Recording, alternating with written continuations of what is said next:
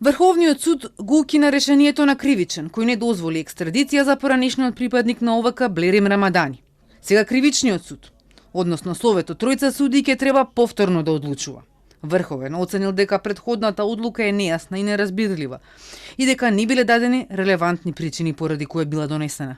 Кривичниот совет на Оделението за организиран криминал и корупција при Основниот кривичен суд Скопје при донесување на својата одлука со која утврдил дека не се исполнети законските претпоставки за екстрадиција на именуваното лице, не дал образложени причини од кои се раководел кога прифатил дека постапката започнато согласно член 75 став 1 од Законот за меѓународна соработка во кривичната материја, како скратена постапка да се води како редовна постапка, согласно член 68 во врска со член 51 од истиот закон.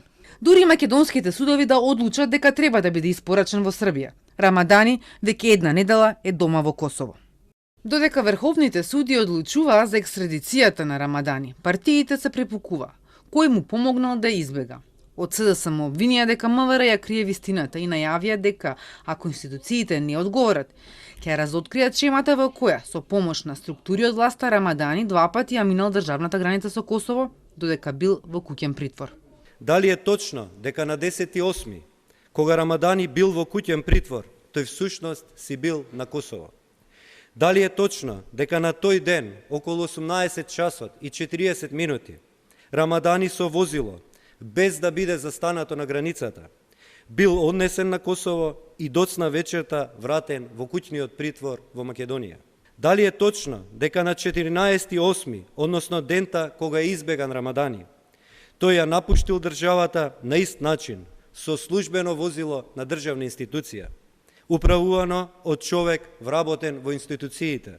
ВМРО ДПМН ги негираше обвинувањата на опозицијата и го критикуваше судскиот совет, што се уште не се произнел за судијата Пајазити. Самиот факт што СДС фамозните наводи ги презентираат во прашална форма, говори дека се свесни дека лажат и ловат во матно.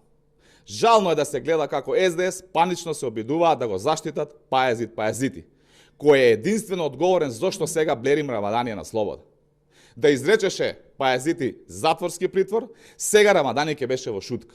Според информациите на Телма, комисијата од судски го чека предметот за Рамадани од Врховен, кој до денеска одлучуваше за екстрадицијата.